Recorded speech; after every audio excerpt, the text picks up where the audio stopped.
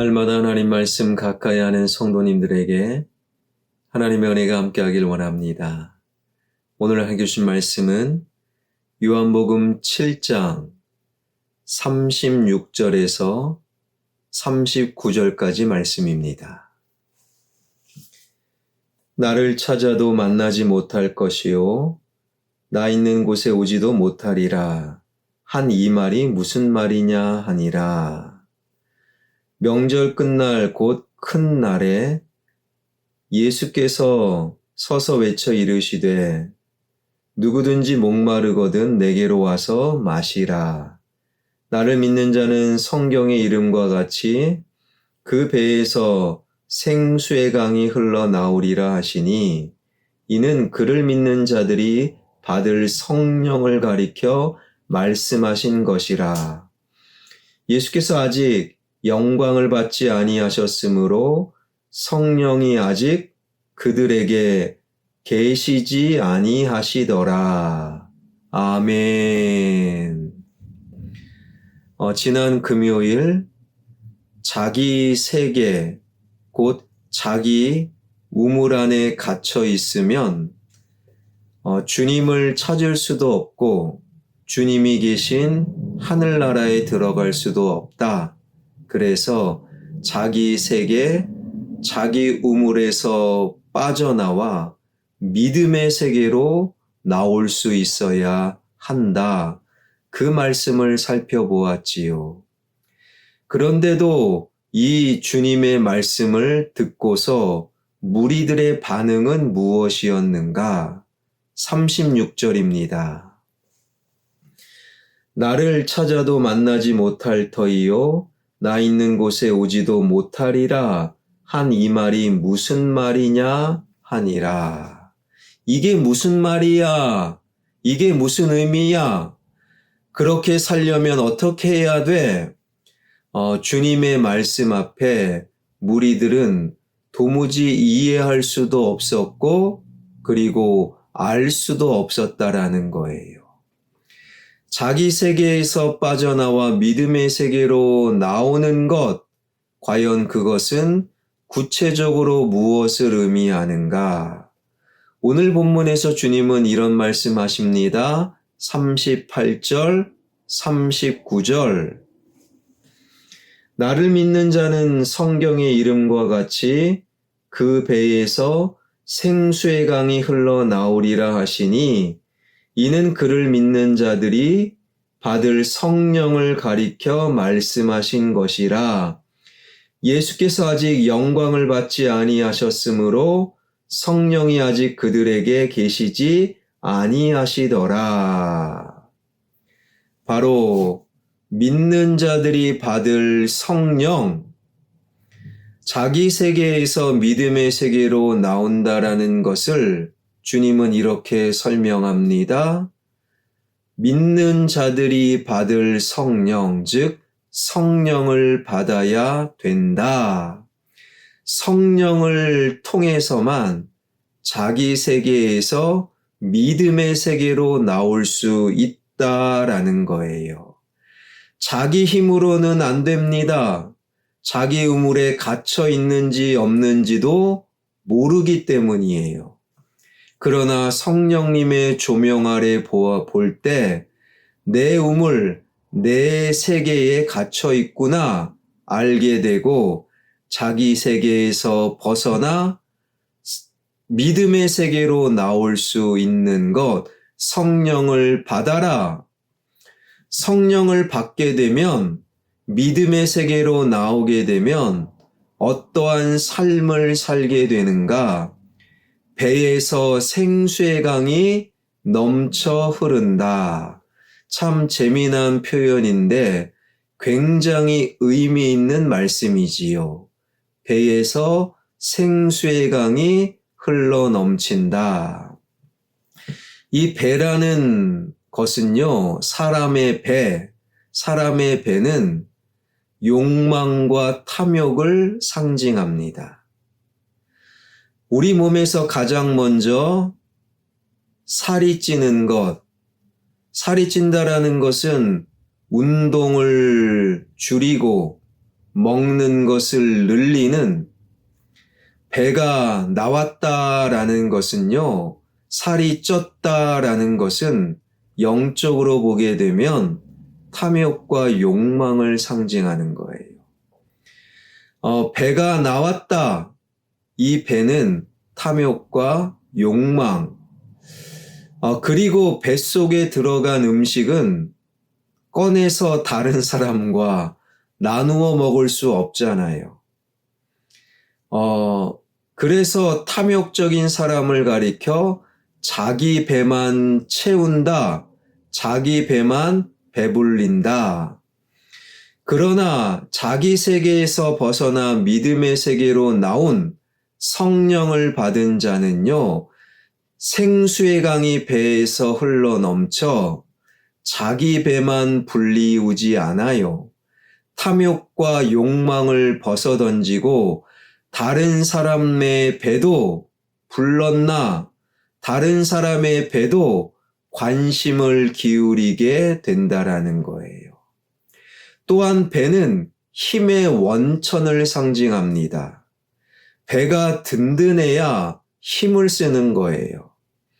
그래서 몸으로 힘을 쓰는 일꾼들은요, 아침, 점심, 저녁 그 사이에 새참, 그리고 또 다른 음식, 오찬, 중참, 그런 것들을 먹는 거예요. 아침과 점심 사이에 새참, 점심과 저녁 사이에 중참, 힘을 쓰는 일꾼들은 하루에 5끼를 먹는다고 합니다. 이 배는요, 그래서 힘을 상징하는데, 그러한 아침, 새참, 점심, 중참, 저녁, 그러한 육신의 음식은 기껏해야 몇 시간 힘을 쓸 수 있는 거예요. 그러나 자기 세계에서 벗어나 믿음의 세계로 나와 성령을 받은 자는 영원한 성령님이 나의 힘이 되십니다. 그러한 삶을 살게 된다라는 거예요. 사랑하는 여러분, 성령을 받으십시오. 성령을 통해 자기 세계에서 벗어나 믿음의 세계로 나와 자기 배만 배불리는 삶이 아니라 다른 사람의 배도 채워 함께 배부르는 삶. 기껏해야 이 땅에 음식으로 배를 채우는 자가 아니라 성령으로 힘을 쓸 수 있는 진정한 성령의 사람들이 되길 주님의 이름으로 축원합니다. 그런데 오늘 본문의 시점에서는 아직 아니었다라는 거예요. 39절입니다. 이는 그를 믿는 자들이 받을 성령을 가리켜 말씀하신 것이라 예수께서 아직 영광을 받지 아니하셨으므로 성령이 아직 그들에게 계시지 아니하시더라. 시간적인 흐름 속에서 성령님이 언제 이 땅에 강림하셨는가? 예수님이 십자가에서 죽으시고 3일 만에 부활하시고 부활의 몸으로 이 땅에 40일을 머무셨다가 감람산에서 승천하셨어요.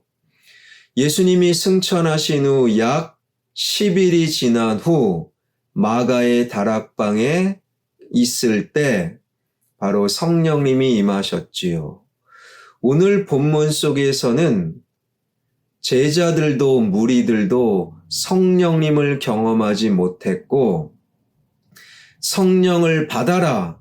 그래서 자기 세계에서 벗어나 믿음의 세계로 나올 수 없었고 그래서 그들의 삶이라고 하는 것은 그저 자기 배만 채우는 그리고 성령을 힘으로 삼을 수 없는 그저 자기 세계에 갇혀 있었던 무리들과 제자들의 모습.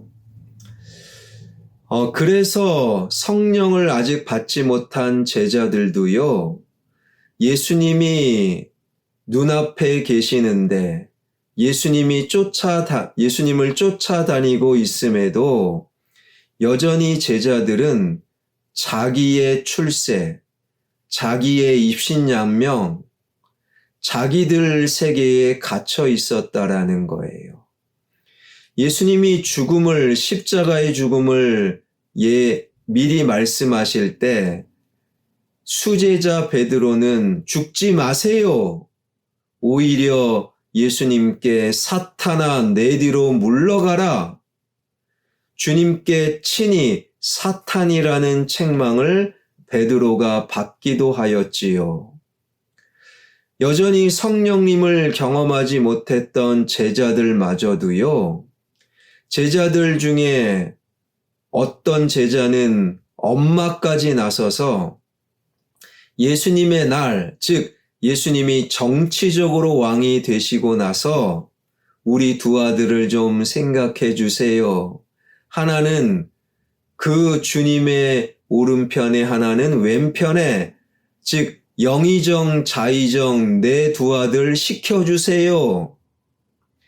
여전히 믿음의 세계가 아니라 자기 세계, 자기 배만 채우려고 안간힘을 썼다라는 거예요.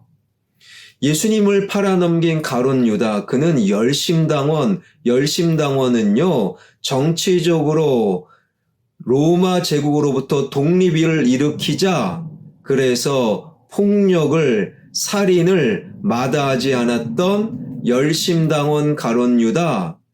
그런데 가만히 보니 돌아가는 꼴이 이상한 거예요. 기적을 행하고 수많은 사람들이 쫓아다녔던 예수. 그런데 예수님이 죽는다, 십자가를 향해 달려나간다, 엉뚱한 소리를 하니까 안 되겠다. 예수님을 그저 은 30 받아 먹고 예수님을 팔아넘겼던 가룟 유다. 성령님을 온전히 경험하지 못했던 제자들마저도 믿음의 세계가 아니라 자기 세계에 갇혀, 자기 우물 안에 갇혀 자기들이 생각하는 메시아, 자기 계획 속에 쫓아다니는 메시아만 바라보았던 그들의 모습. 그들은 여전히 주님을 믿지 못했어요. 그저 정치적인 독립, 쫓아다니면 입신양명하겠지, 자신의 계획 속에서만 예수님을 쫓아다녔을 뿐. 그런데 언제 예수님을 믿고 언제 성령님을 경험했는가? 언제 자기 세계에서 믿음의 세계로 온전히 나올 수 있었는가? 주님이 십자가에서 죽으신 이후, 십자가 재판정이 예수님을 저주하며 모른다 했던 베드로가 십자가의 죽음을 경험한 이후 진정한 사도 베드로가 되었던 거예요. 십자가의 죽음 이후 자기도 죽을까봐, 자기도 해코지 당할까봐 다 숨어 도망갔던 제자들, 그들이 언제 진정한 사도들이 되었는가? 예수님의 죽음 이후. 이것은 무엇을 의미합니까? 제자들의 기대, 자기들만의 계획, 자기 우물 안에 갇혀 있어 바라보았던 메시아, 자기들의 기대와 계획이 예수님의 죽음으로 산산조각 날 때 비로소 예수님을 온전히 믿기 시작했다라는 거예요. 유명한 목사님은 그래서 믿음과 그리스도인의 삶은 자기가 죽고 예수로 사는 것, 참 좋은 정의입니다. 자기의 기대가, 자기의 계획이 우물 안에 갇혀서 이러한 모습이 메시아야, 그러한 자기만의 기대와 자기만의 바램이 산산조각 날 때 비로소 온전한 십자가의 예수님, 온전한 부활의 예수님을 믿을 수 있고, 주님이 세상을 떠나 하늘로 승천하신 이후에 열흘 후에 성령님이 임재하셨다라는 거예요. 사랑하는 여러분, 자기 세계에서 벗어나 믿음의 세계로 나오는 것, 이것을 성령을 받았다라고 표현하고, 그러한 삶은 자기 배만 채우는 삶이 아니라 배에서 생수의 강이 흘러나오듯 다른 사람의 배도 함께 채우고, 이 땅의 것을 힘으로 의지하는 것이 아니라 성령님을 힘으로 의지하는 삶, 그러한 삶은요, 그러한 믿음은요, 바로 나의 기대, 나의 계획, 나의 바램이 산산조각 날 때부터 시작된다라는 거예요.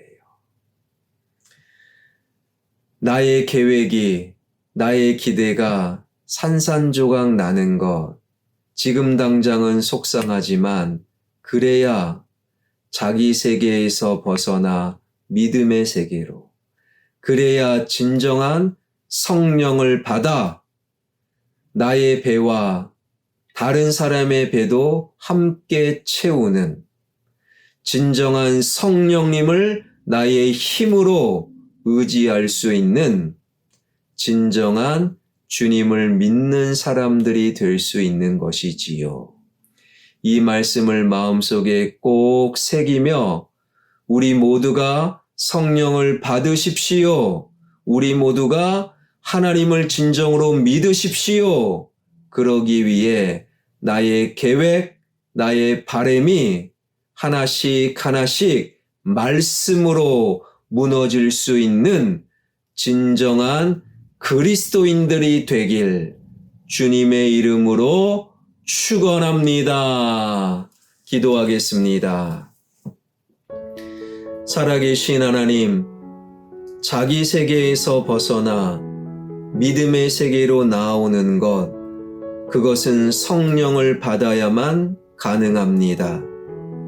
성령을 받아 주님을 믿을 때만 나의 배만 아니라 다른 사람의 배도 함께 채울 수 있는 성령을 진정으로 힘으로 의지하는 멋진 삶을 살게 됩니다.